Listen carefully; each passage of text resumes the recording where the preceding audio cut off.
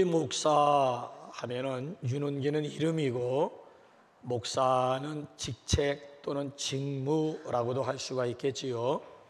예수 그리스도 하면은 예수는 이름이고 그리스도는 일종의 직무라고도 할 수가 있겠지요.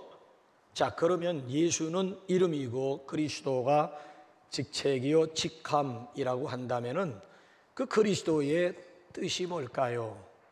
신약으로는 그리스도요, 구약으로는 메시아. 하나는 히브리어고 하나는 헬라어인데 다 똑같은 말이에요.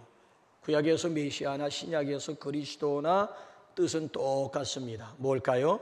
기름 부음을 받은 자. 그럼 구약 시대에는 어떤 사람에게 기름을 부어가지고 세우셨나요? 왕과 제사장과 선지자예요. 그럼 예수님을 그리스도라 하면 무슨 의미예요? 예수님이 왕 중에 왕, 이걸 뭐라 그래요? 만왕. 예수님은 제사장 중에 제사장, 뭐라 그래요? 대제사장. 히브리서에 보게 되면 대제사장이라고 번역을 하지 않고 큰 제사장. 또 예수님은 선지자 중에 선지자라고 하는 것은 가장 위대한 선지자라고 하는 그런 뜻이에요. 그러면 성령님의 직함이 있다면은 그 성령님의 직함이라고 하는 것이 무엇일까요? 그 직함 속에 성령의 사역이 들어있거든요. 보혜사, 성령, 보혜사라고 말씀을 드릴 수가 있겠지요. 자, 오늘 여기 본문 말씀에 보게 되면 내가 아버지께 구하겠으니 그가 또 다른 보혜사를 너희에게 주사 영원토록 너희와 함께 있게 하시리니 라고 하는 말씀이 나와요. 자, 요한복음 14장 전체적인 내용을 보게 되면 예수님께서 3년 동안 제자들과 함께 하시고 훈련하시면서 이제 때가 되어서 이제 아버지께로 돌아가실 때를 아시고, 그리고 제자들을 향해서 하시는 말씀이 내가 가게 되면 아버지께 구해서 또 다른 보혜사를 너희에게 보내줄 것이다. 그 보혜사는 나처럼 떠나가는 분이 아니고 영원히 내가 다시 오실 때까지, 아니 천국으로 이어질 때까지 너희와 항상 함께 있을 것이다. 내가 가면 또 다른 보혜사를 너희에게 보내준다. 자, 이 말씀의 뜻은 무슨 뜻이에요? 예수님도 보혜사로 오셨는데 예수님 보혜사 말고 또 다른 보혜사를 너희에게 보내주실 것이라고 하는 약속이에요. 예수님도 보혜사고 성령님도 보혜사라고 하는데 다른 보혜사예요. 자, 여기 다르다라고 하는 말이 헬라어에는 두 가지가 있어요.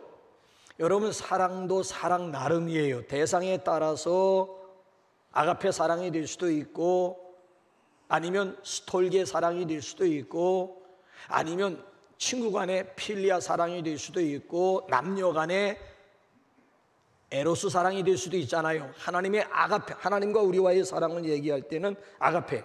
사랑에도 보게 되면은 헬라어 보게 되면 크게 네 가지로 나누어질 수가 있듯이, 여기 다르다라고 하는 헬라어를 보게 되면 헤테르스라고 하는 말과 알로라고 하는 말, 둘 다 다르다는 뜻이에요. 근데 차이점이 어디에 있는가 하면은 헤테르스라고 하는 것은 영어로 아더의 뜻이에요. 아더는 다르다라고 하는 건데, 이 강대상과 저기 있는 성찬대가 다르듯이 이걸 헤테르스, 이걸 영어로 아더라고 표현을 할 수가 있는 거예요. 분명히 달라요. 모양도 다르고 용도도 다르고 목적도 저거하고 이거는 분명히 다른 거예요. 이게 헤테르스예요. 그런가 하면 알로도 다르다라고 하는 뜻인데, 이 알로는 영어로 어나더의 뜻이에요. 어나더라고 하는 것은 이쪽에 있는 성찬대와 이쪽에 있는 성찬대가 같아요. 딱 보게 되면 내용도 있잖아요. 목적도 똑같아요. 재질도 똑같은 거예요. 하나도 다를 바 없이 똑같은 거예요. 지금 어느 쪽에 있는 성찬대와 왼쪽에 있는 성찬대는 똑같은데 같은데 달라요. 이쪽에 있는 보와 이쪽에 있는 보는 분명히 다른 거예요. 같은데 달라요. 이걸 알로, 헬라어로 알로로 얘기하고 영어로 번역을 하게 되면 어나더라고 하는 표현을 쓰게 되는 거예요. 자, 오늘 내가 가면 또 다른 보혜사를 너희에게 보내주실 거예요. 여기서 다르다, 또 다르다, 다른 보혜사다 라고 했을 때에는 헤테르스가 아니라 원문 보게 되면 알로로 표현을 되게 되는 거예요. 그러니까 예수님과 성령님은 본질이 같으면서도 다른 보혜사라는 거야. 예수 보혜사와 성령 보혜사는 본질이 똑같아. 같음에도 불구하고 다르다라고 하는 거예요.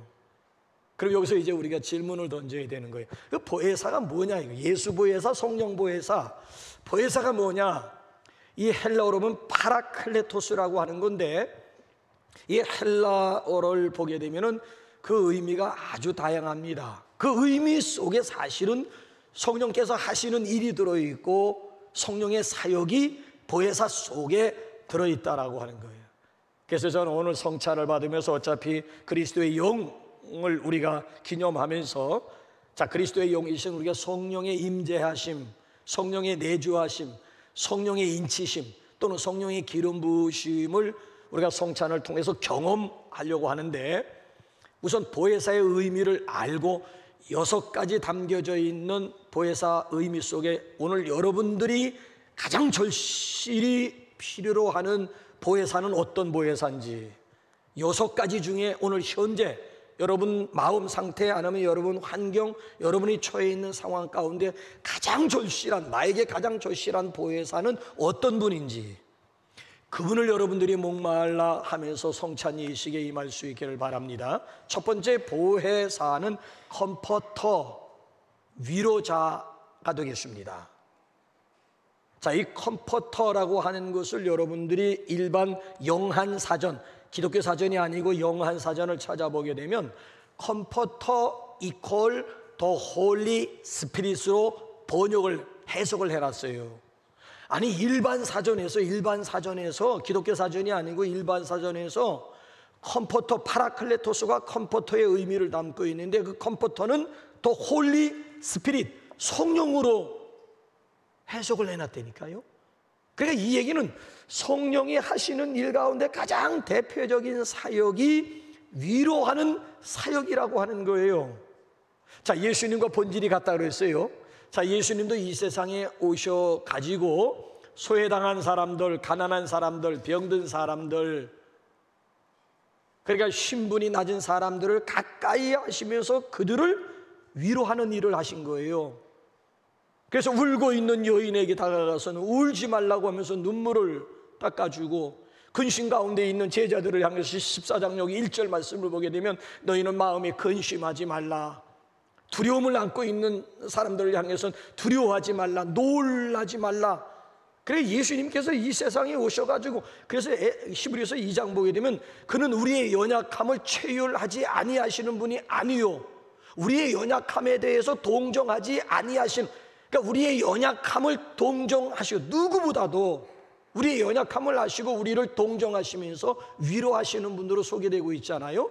예수님이 그래서 불명예스러운 별명을 하나 얻게 되었는데, 왜? 위로하는 사역, 소외된 사람들을 위로하는 사역을 하다 보니까 종교 지도자들이 붙여진 별명이 뭐예요? 보라, 세리와 죄인의 친구로다. 보라, 저거 봐라, 저거 세리와 죄인의 친구가 아니냐?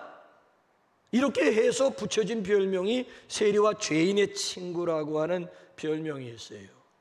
자, 예수님께서 보내주신 또 다른 보혜사가 이 세상에 오셔서 하시는 일이라고 하는 것이 뭐예요?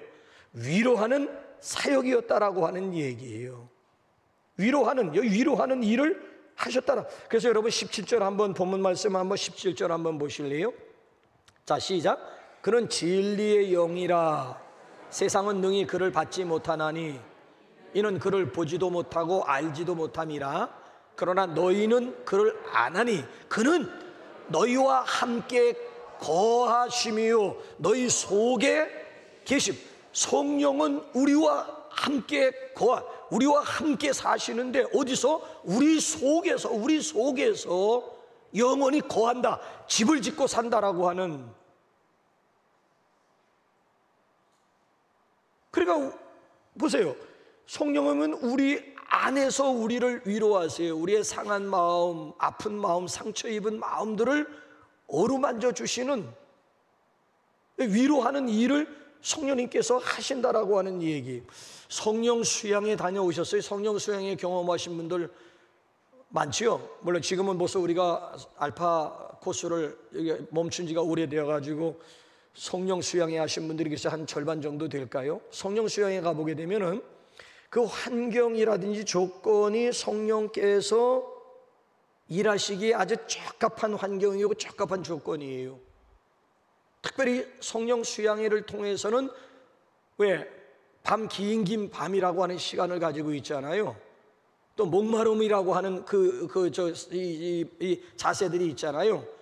그래서 정말 성령님의 깊은, 그러니까 여기 지금 성령이 우리 안에 거하시겠다고 해서 우리 내면 세계에 들어오셔가지고 깊이 우리를 만져주시고 터치해 주신다라고 하는 뜻인데, 성령 수양회가 보이는 나타나는 현상 가운데 하나가 뭔가 하면 성령의 쓰러짐, 성령의 쓰러뜨림을 통해 가지고 성령께서 그 사람을 만져주셔가지고 속에 깊숙한 곳에 안고 있는 상처까지도 성령께서 만져주시는, 그래서 그 다음 날에 막 자유함을 얻고 해방을 얻은 그 기쁨을 노래하면서 간증하는 그런 성도들이 상당히, 저도 경험해 봤는데, 그렇게 그 시간이, 나는 한 10분 정도 쓰러진 것 같은데 일어나 보니까 1시간 벌써 2시간 동안 하나님께서 아예 그냥 쓰러뜨려 놓고 그대로 만져주시고 치유하시고 위로해 주시는 이 성령의 손길이라고 하는 것이 참 얼마나 참 큰 위로가 되는지. 여러분, 특별히 이 시간 우리 성령께서 저와 여러분들을 오셔서 만져주시는 그런 시간이 되시기를 바랍니다. 그래서 원래 이 위로자라고 하는, 컴포터라고 하는 것은 라틴어에서 나왔는데, 라틴어 컴포르티스라고 하는 요 말에서 나왔다고 그래요. 그것은 뭔가 하면 강화시킨다 또는 강화한다. 그러니까 성령께서는 우리가 결코 무너지지 않도록, 넘어지지 않도록, 쓰러지지 않도록, 약해지지 않도록 우리를 세워주시는 일을 하신다는 거예요. 뿐만 아니라 여러분 한번 보세요. 오늘도 상한 마음, 깨어진 마음, 낙심한 마음, 아니면 넘어진 마음, 아니면 무너진 마음들, 아니면 번아웃, 탈진된 마음들, 아니면 어두워진 마음, 성령께서 오셔가지고 우리의 마음을 밝혀주시면서 터치해 주신다라고 하는 거예요. 그래서 우리 성찬식을 통해서 우리 위로의 손길을 직접 경험할 수 있기를 주님의 이름으로 축원합니다. 위로의 성령님이시여, 위로의 성령님이시여, 우리 안에 계셔서 위로하시네. 위로의 성령님이시여. 마지막에 우리 파송할 때 이 찬양 부를 거예요. 위로의 성령님이시여, 위로의 성령님이시여, 우리 안에 계셔서 위로하시네. 위로의 성령님이시여. 저기 이스라엘 나라의 가정교육은 비교적 엄격한 편이라고 합니다. 특별히 자식들이 잘못된 길로 갈 때는 꾸중하고, 꾸중해서 안 들을 때는 반드시 초달을 가하게 되는데, 그것도 말씀에 근거해서 초달한다는 거예요. 자, 잠언 한번 13장 24절 한번 보실래요? 시작.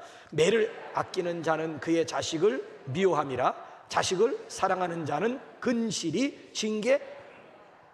초달을 참아 못하는 자는, 개역 한글판 보게 되면 초달을 참아 못하는 자는 그의 자식을 미워함이라. 히브리서 12장 보게 되면 사생아래, 사생아. 자기 자식을 징계하지 못하고 자기 자식에게 매를 들지 못하면은 그는 사생아라고까지 표현을 하게 되는 거예요. 그러니까 자식이 잘못했을 때 꾸중해도 안 들을 때는 반드시 초달을 가라고 하는 얘기예요. 그러면 이 매를 맞는 아이 입장에서는 이런 의심을 할 수가 있어요. 당신 정말 우리 아버지 맞아? 계부 아냐? 나는 다리 밑에서 주워온 거 아냐? 왜? 아버지가 매질을 가할 때에는 어린 아이 입장에서는 얼마든지 그렇게 생각할 수가 있어요.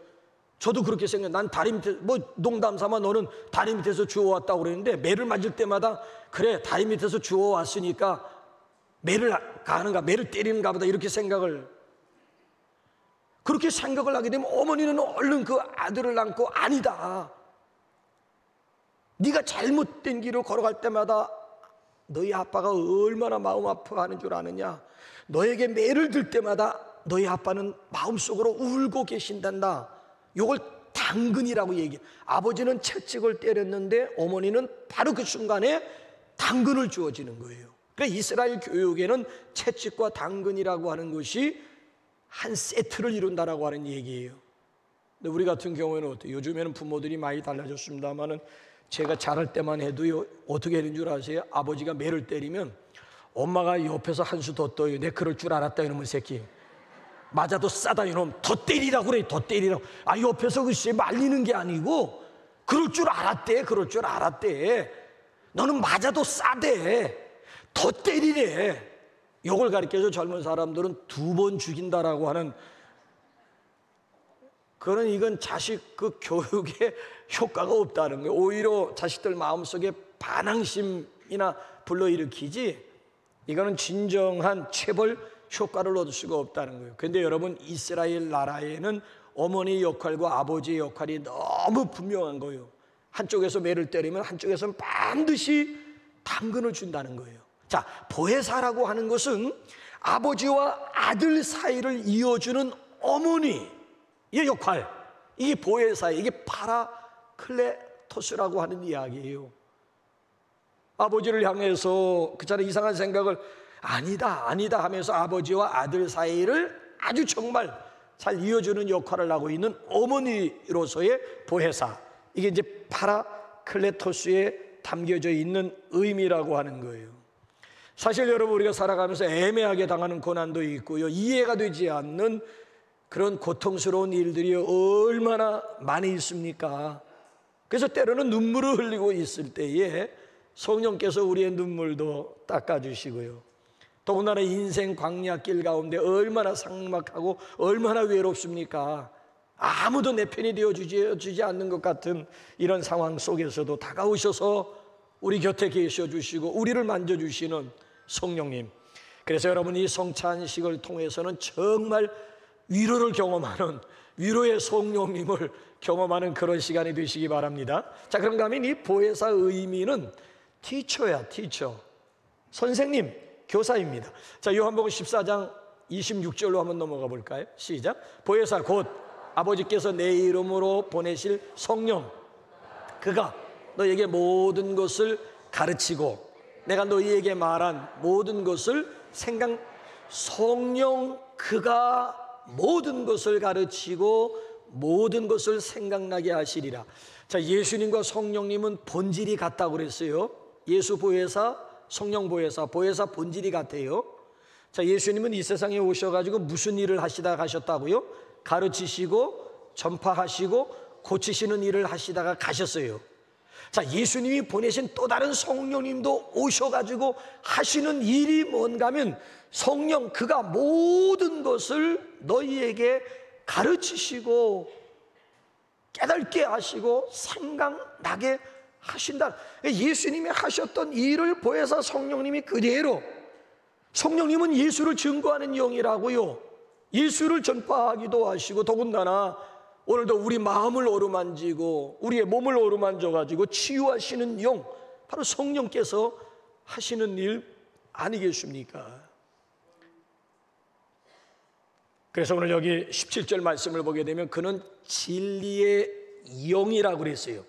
그러니까 성령께서 우리 마음속에 들어오셔가지고 우리의 영을 밝혀주시기도 하고 진리를 깨닫게도 하시고 진리를 생각나기도 하시는 거예요.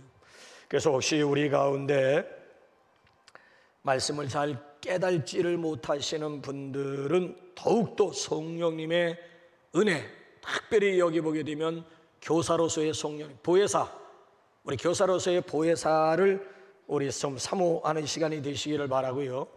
특별히 설교 시간만 되면 졸음이 오시는 분들이지요, 더욱더 성령님의 깨닫게 하심. 여러분, 정말 깨닫기만 하면 예배 시간이 행복이 될 수가 있고 예배 시간이 나의 삶의 유일한 기쁨이 될 수가 있고 낙이 될 수가 있는 거예요. 근데 깨닫지를 못하게 되면은 이것처럼 지루하고 이것처럼 어려운 시간이 없어요. 문제는 뭔가 하면 깨닫느냐 깨닫지 못하느냐의 차이점이 상당히 크다고 할 수가 있지 않습니까? 세상적으로는요, 박사학위를 몇 개 가지고 있는 분들이 성경을 읽으면은 성경이 잘 이해될 것 같지? 아니에요. 의외로 아니에요. 석박사들이 성경을 읽는다고 해서 성경을 이해하는 것도 아니고, 또 이해한다고 해서 믿어지느냐? 아, 그건 더더욱 아니에요. 말도 안 되는 얘기라고 취급. 아니, 이게 어떻게, 이 말도, 무슨 처녀가, 아니 무슨 죽은 사람이, 이 말도 안 되는, 픽션도 이런 픽션이 없다고 아예 그냥 아예 이해가 된다 할지라도 믿어지지가 않아요. 근데 참 저희 어머님 같은 경우를 보게 되면 소학교 문턱에도 못 가신 분이, 그것도 아주 깡촌 출신이라고, 아주 정말 시골에서 뭐 본 것도 들은 것도 없고 소학교 문턱에도 가보지 못하신 일자무식이라고도 하실 수가 있는데, 자 보세요. 우리 어머님은 낫을 앞에 놓고도 기역자가 뭔지 모르고, 공을 지금 차고 있으면서도 앞에 공이 있는데도 이응자가 뭔지를 모르고, 시골에 흔해 빠진 게 지게 아니겠어요? 한 집에도 지게가 2개, 3개씩이나 되는데, 아니 지게를 받쳐놓고 있으면서도 A자가 뭔지 모르시는 분이었는데, 예수님을 믿고 나가지고 글자가, 눈이 열려가지고 글자가 터득이 되고, 더군다나 마지막에는 장로교회에서 구역 강사까지 하시다가, 이게 도대체 어떻게 됐냐? 누가 그렇다고 글을 가르쳐준 분도 없는데 이게 도대체 어떻게 된 거예요? 성령을 받으니까 말씀이 이해가 되고, 이해가 될 뿐만이 아니라 그 말씀이 그대로 믿어지다 보니까 말씀이 그 삶 가운데 능력으로 나타나게 되더라고 하는 거예요. 그래서 이 시간도 깨닫는 역사와 믿어지는 은혜가 성찬식을 통해서 저와 여러분들 가운데 있어지기를 우리 주님의 이름으로 축원합니다. 그런가 하면 이 보혜사, 세 번째로 이 보혜사의 의미는 헬퍼의 의미가 있어요. 헬퍼가 뭐예요? 도움이, 돕는 분. 자, 여기 로마서 8장 26절 한번 보실래요? 시작. 이와 같이 성령도 우리 연약함을 도우시나니. 그래서 성령님은 저와 여러분들의 연약함을 아실 뿐만 아니라 도울 수 있는 능력이 있다는 거예요. 아니, 우리 연약함을 알고 도울 수 있는 능력이 없다면은, 이것처럼 안타까운 일이 어디 있어요? 자, 아담이 독초하는 것이 좋지 못하게 생각되어서 돕는 배필로 누구를 지었어요? 하와를 지은 거예요. 여러분, 이 얘기는 아담보다도 하와가 더 파워가 있다라고 하는, 아니 힘이 없는데 어떻게 그의 돕는 자가 될 수가 있는 거예요? 근데 여러분 보세요. 자, 성령님은 우리를 헬퍼하시는 분. 자, 오직 성령이 너희에게 임하시면 너희가 무엇을 받는다? 권능. 권능이 뭐예요? 권세와 능력을 합치게 되면 이게 권능, 능력뿐만이 아니라 이 권세와 능력이 합쳐지게 되면 이게 권능으로, 이게 성령은 권능이 있는, 충분히 우리의 연약함을 아실 뿐만 아니라 우리를 충분히 도와주실 수 있는 그런 분이라고 하는 거예요. 그래서 이 파라클레토스라고 하는 것은 파라라고 하는 전치사와 클레토스, 클레오라고 하는 동사가 합쳐져 가지고 파라클레, 곁으로 크레오라고 하는 것은 부르다. 우리 곁에 계신 분이 성령님이라고 하는 거예요. 그래서 여러분들 그 유진 피터슨이 쓴 메시지 성경이 있어요. 지금 신구약으로 완판이 되었지요. 그 유진 피터슨이 쓴 그 메시지 그 성경을 보게 되면은 이 보혜사를 보혜사로 번역하지 않고 친구로 번역을 했더라고요. 친구, 절친. 예수님의 절친이 성령님이고 성령님의 절친이 예수님. 그 보혜사를 보혜사로 번역하지 않고 친구로 번역을 했어요. 자, 스코필드라고 하는 주석가는 이 보혜사를 어떻게 번역을 했는가 하면, 도와주기 위해서 옆에 계신 분으로, 도와주기 위해서 옆에 계신 분으로 번역을 했어요. 마치 이건 뭐와 같은가 하면은, 어린아이들이 이제 첫 걸음마를 배우려고 뒤뚱뒤뚱 할 때 엄마가 계속 그를 따라갑니다. 그래서 넘어지려고 하면 넘어지기 전에 벌써 잽싸게 그 어린아이를 붙들어 일으켜. 그러니까 이 보혜사는 우리를 도와주기 위해서 옆에 계신 분인데, 어린아이가 걸음마를 배울 때 뒤뚱뒤뚱 거리면서 그가 갈지자 걸음으로 걸을 때마다 똑같이, 아기와 똑같이 절절절절 그림자처럼 따라다니면서 넘어지기가 무섭게 붙들어 일으키는. 그래서 성령님 하게 되면, 보혜사 하게 되면은 모성애를 느낄 수 있는, 그런 용어요, 그런 단어라고 하는 것 아니겠습니까? 그러니까 신구약 성경을 보게 되면 하나님이 우리를 도우신다라고 하는 약속이 얼마나 많이 나와요. 그래서 붙여진 별명이 뭐예요? 에베네셀 하나님. 그 뜻은 뭐예요? 여기까지 우리를 도우신 하나님, 여기까지 우리를 도우셨다 해서 하나님에게 붙여진 별명이 에베네셀이라고 해요. 에베네셀. 그 구약에 수없이 나와 있는 도울이라고 하는 약속을 오늘 실행시키시는 분이 누구냐? 그분이 바로 성령님이라고 하는 거예요. 그래서 우리는 날마다 우리 성령님의 도우심, 성령님의 능력을 구하며 승리할 수 있기를 주님의 이름으로 축원합니다. 자, 그런가 하면 네 번째로 이 보혜사는 가이도예요. 가이도가 뭐예요? 인도자. 자, 요한복음 16장 13절로 우리 한번 넘어가 볼까요? 16장으로 시작. 그러나 진리의 성령이 오시면 그가 너희를 모든 진리 가운데로 인도하시리니. 빨간 글씨만 시작. 성령이 오시면 인도하시리니. 저 만년설로 뒤덮인 히말라야 최고봉 에베레스트 산을 올라가기 위해서는 몇 개월 전부터 준비하는 줄 아십니까? 철저한 계획과 더불어 강인한 체력을 만들어요. 멘탈, 강인한 정신력도 키워야 돼요. 근데 거기에 플러스 알파 절대적으로 필요한 것이 뭔 줄 아십니까? 세르파가 필요하다는 거예요. 셀파가 있어야 된다라고 하는 얘기예요. 자, 우리는 지금 에베레스트 산을 정복한 사람들 이름만 밝히지만 그의 배후에 있는 세르파가 밝혀지지 않지요. 유명 산악인에 의해서 유명한 셀파들이 가려져 있습니다만은 아니에요. 혼자서 절대 거기 정복할 수 없습니다. 현지에 있는 세르파가 있어요. 셀파가 있어야지 정복이 우리는 세르파 하게 되면은 그저 방송 보면서 그저 유명한 산악인의 짐이나 그저 지르는 단순 보조인으로 보조인이 아니라니까요. 자, 최초의 에베레스트 산을 정복한 사람이 누구예요? 뉴질랜드의 에드워드 힐러리라고 하는 사람이 아닙니까? 1953년 5월 29일 처음으로 에베레스트 산에 길을 꼽은 사람이 뉴질랜드 사람인데 그 옆에는 텐진 노르가이라고 하는 요 유명한 현지 세르파가 있었기 때문에 에드워드 힐러리라고 하는 사람이 최초로 에베레스트 산을 정복할 수가 있었다라고 하는 얘기예요. 그러니까 아무리 가파르고 아무리 험한 길이라고 할지라도 이 셀파가 가는 데는 길이 만들어지게 되고 길이 열리게 된다는 거예요. 마치 성령님이 무엇과 같은가 하면은 영적으로 우리의 셀파라고 하는 거. 셀파 영적으로 눈에는 보여 영이기 때문에 살과 뼈가 없어서 눈에 보이지는 않지만은 우리 곁에서 우리 안에서 우리 뒤에서 우리 앞에서 우리를 이끌고 인도하시는 분이 바로 영적인 셀파가 바로 보혜사 성령님이라고 하는 거예요. 우리 미지의 인생길 아닙니까? 한 번도 살아보지 못했다고요. 한 번 살아보고 또 한 번 살아본 연습이 있는 인생이 연습이 없잖아요. 우린 지금 미지의 인생을 지금 살아가고 있는, 앞으로 무슨 일을 당할는지도 모르는 거예요. 그러니까 우리에게는 미지의 인생길이기 때문에 절대적으로 우리에게 필요한 것이 영적인 셀파이신 보혜사 성령님인 줄로 믿습니다. 여러분, 다른 분들을 여러분들의 가이드로 삼으려고 하지 마시고 이 시간 성찬 받으면서 당신이 바로 나의 영적인 셀파임을, 당신이 바로 나의 인생의 가이드임을 여러분 입으로 고백하면서 성찬 받을 수 있기를 주님의 이름으로 축원합니다. 자, 그런가 하면 다섯 번째로 보혜사는 카운셀러, 상담자라고 하는 의미를 가지고 있어요. 자, 이번에 요한복음 16장 13절 하반절로 한번 넘어가 볼까요? 시작.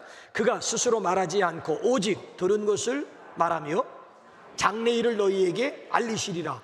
성령님은 스스로 말하지 않고 오직 들은 것을 말하며 장래일을 너희에게 그러니까 이 성령님 보혜사가 친절한 금자씨가 되어가지고 아주 친절하게 우리에게, 왜? 성령님은 고린도전서 2장 보게 되면 하나님의 깊은 것까지도 다 통달하신 영이라 그래서 통달하신 분, 하나님의 비밀까지도 낱낱이 다 하나에서부터 열까지 하나님의 깊은 비밀까지도 다 통달하신, 아주 통달하신 분이 성령님이라는 거야.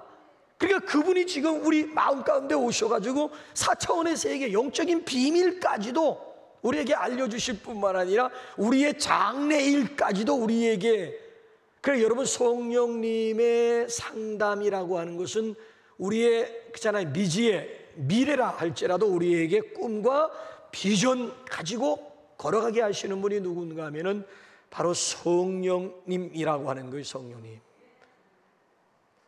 여러분도 혹시 기억합니까? 몇 년 전에 힌두교의 왕가 하게 되면 네팔 아닙니까? 네팔의 왕세자가 여기 지금 부모 여기 지금 대왕 마마와 왕비 마마를 비롯해 가지고 가족들 13명을 그대로 총으로 난사하고 마지막에 자기 목에다 총을 대고 자살한 세계적인 그런 그 살인에 대해서 여러분 혹시 기억하시는 분들 있습니까? 왜 이런 일을 왕세자가 왜 이런 일을 벌인 줄 아십니까? 자기가 정말 목숨같이 사랑하는 애인과 그렇게 결혼하기를 원했는데 부모가 끝까지 결사적으로 반대를 한 거예요. 그러니까 순간적으로 뚜껑이 열려가지고 부모 형제들을 모두 죽여버리고 그리고 자기가 자살을 했어요. 근데 더 기가 막힌 사실이 뭔 줄 아십니까? 이 왕비가 점쟁이에게 예언을 들었다는 거야. 당신 아들 왕세자가 35살 전에 결혼을 하게 되면 아버지와 어머니, 왕과 왕비가 죽는다라고 하는 그런 점쟁이 말을, 그러니까 이 부모들이 결사적으로 결혼을 반대를 한 거예요. 그래서 엄청난 이런 사건을 불러오게 된 거야. 아니, 이것처럼 어이가 없고 이것처럼 기가 막힌 일이 어디 있습니까? 점쟁이가 뭐라고 점쟁이 말을 듣고 이런 끔찍한 사건을 만드느냐고요. 우리 그리스도인들은 점쟁이들 뿐만 아니라 요즘 AI 시대라고 요즘 정보화 시대라고 얘기를 합니다만은 우리는 점쟁이도 아니고 세상 정보에 의해서 움직이는 사람들도 아니고 우리 안에 계신 성령님, 친절하게 우리의 일거수일투족에 대해서 친절하게 안내를 해주시는, 조언도 해주시고 때로는 우리에게 해답까지 제시해주는 이런 든든한 상담자 되시는 보혜사가 우리 안에 계시다라고 하는 것이 이게 얼마나 여러분 감사한 일입니까? 여러분 대소사의 일이 있을 때 굿모닝 홀리 스피릿, 인격적이신 성령님과 더불어 의논하는, 성령님께서 여러분들에게 인사이트, 통찰력도 주시고 성령이 여러분들에게 펄사이트라고 하는 것은 해안, 멀리 내다볼 수 있는 그런 눈, 성령께서 여러분들에게 주실 줄로 믿습니다. 자, 그런가 하면 마지막으로 이 보혜사의 의미는 어떤 의미가 있는가 하면 어드보케이터. 이걸 제가 어드보케이터라고 하는 말이 생소할 것 같아가지고 주보에는 로이어로 제가 다시 이렇게 써놓았습니다만은, 자, 무슨 얘기인지 한번 끝으로 한번 요한일서 2장 1절 한번 다 같이 읽어볼까요? 시작. 만일 누가 죄를 범하여도 아버지 앞에서 우리의 대언자가 있으니 곧 의로우신 예수 그리스도라. 자, 예수님도 보혜사 예수님이에요. 그 보혜사 예수님을 대언자라고 그래서 대언자. 저기 대언자라고 하는 것은 영어 성경으로 어드보케이터라고 얘기했는데 어드보케이터라고 하는 용어가 우리에게 너무 생소해요. 그래서 제가 10가지 번역 성경을 가지고 있는데 6가지 영어 일반 번역이 뭐라고 대언자를 번역했는가 하면 우리를 위해서 변호해 주시는 분. 또 두 성경 번역 성경을 보게 되면 변호자, 대언자 대신 변호자라고 이렇게 번역을 했어요. 우리를 위해서 변호해 주시는 분을 우리가 보통 법률적인 용어로 뭐라고 그래요? 변호사라고 얘기를 하잖아요. 자, 예수님도 변호사고 성령님도 변호사인데 차이점이 어디에 있다라고 하는 거예요? 예수님은 하나님 보좌 우편에서 우리를 중보하고 우리를 대언하고 우리를 변호해 주신다고 하면 성령님은 지금 어디서 우리를 변호해 주신다는 거예요? 자, 로마서 한번 8장 26절 27절 한번 끝으로 한번 읽어봅시다. 시작. 우리는 마땅히 기도할 바를 알지 못하나 오직 성령이 말할 수 없는 탄식으로 우리를 위하여 친히 간구하시느니라. 마음을 살피시는 이가 성령의 생각을 아시나니 이는 성령이 하나님의 뜻대로 성도를 위하여 간구하심이니라. 성령님은 지금 어디서 우리를 변호해 주신다는 거예요? 우리를 위해서 중보하고 우리를 위해서 간구하신다는 거예요? 우리 안에서. 아니, 예수 변호사는 하나님 보좌 우편에서 우리를 위해서 간구하고 중보하고 변호해 주시고 성령님은 우리 안에서 말할 수 없는 탄식으로 아버지 하나님 앞에 우리를 변호해 주신다는 거예요. 그러니까 변호인이 누구냐, 변호사가 누구냐, 이거 너무 중요한 거예요. 제가 지금 교단적으로 유지재단 이사장이에요. 유지재단 이사장 자리는 총회장, 전국에 있는 교회를 대표하는 총회장들이 들어갈 수 있는 자리예요. 근데 저는 총회장을 지방회장만 했지 총회장을 지내질 않았어요. 근데도 어쩌다가 내가 유지재단 이사장이 된 거예요. 총회장은 1년짜리야. 근데 저는 이사장으로 2년이고 이사로 2년, 4년씩이나 유지재단에 몸담고 있는, 그리고 만나는 사람들마다 농으로 당신이 총회장보다 한 수 위라고, 총회장 지나고 바로 들어가야 될 자리가 유지재단 이사장인데, 당신은 더군다나 1년짜리도 아니고 2년씩이나 들어가 보니까요, 전국에 있는 재산들을 다 거기다 맡겼잖아요. 그러니까 교회에서 분쟁이 일어나고 할 때는 유지단이 개입을 해야 되는 크고 작은 이런 소송 사건들이 많이 있는데, 제가 이사장으로 1년 동안, 앞으로 이제 1년 남았습니다만은 1년 동안 하면서 느낀 점이 뭔가 하면은, 저는 법적인 데서 아주 완전히 문외한인데도 불구하고 변호사가 중요하더라고요. 팩트가 중요한 건 아니에요. 변호사가 누구냐에 따라서 결과는 달라질 수가 있는 거예요. 내가 이걸 정말 아주 실감을, 그러니까 돈 있는 사람은 로펌 변호사를 쓰려고 하는 거예요. 로펌 변호사가 얼마나 변호비가 비싼지 몰라요. 웬만한 사람 같은 사람은 로펌 변호사 엄두도 못 내잖아요.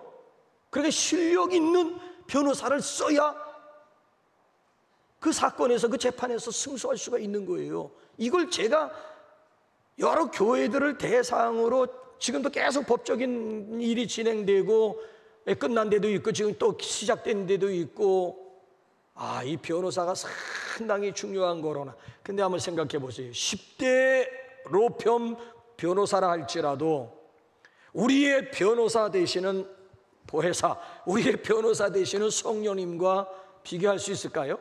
아무리 실력 있는 변호사, 날고 기는 변호사라 할지라도 하나님 보호자 우편에서 우리를 변호하고 계시는 예수 대언자, 예수 변호사보다 더 훌륭한 변호사가 있을까요? 이래봬도 저와 여러분들은 이런 변호사를 우리가 지금 모시고 살고 있다라고 하는 얘기. 근데 이 보혜사가 변호사인지도 몰라. 우리의 친절한 상담가인지도, 진정한 교사인지도 모르고, 진정한 위로자인지도 모르고, 우리 인생의 든든한 보디가드뿐만 아니라 가이드가 되는도 모르는 분들이 얼마나 많은지 몰라요. 여러분들은 이 시간 보혜사 6가지의 우리 직함을 통해서 현재 여러분들이 절실히 필요로 하는 보혜사는 어떤 보혜사입니까? 위로가 필요하십니까? 아니면 친절한 상담이 지금 필요하십니까? 아니면 앞길에 대한, 불투명한 앞길에 대한 든든한 인도자, 보디가드, 아니면 가이드가 필요하십니까? 여러분들에게 지금 필요한 보혜사는 어떤 보혜사냐는 거예요. 그 보혜사를 여러분들이 목말라 하면서, 보혜사를 환영하면서 이 시간 우리 성찬식에 임하는 가운데 우리 보혜사의 은혜, 보혜사의 능력을 경험하는 그런 시간이 되시기를 주님의 이름으로 축복합니다. 자, 이 시간 우리 6가지를 얘기했는데, 우리 찬송 180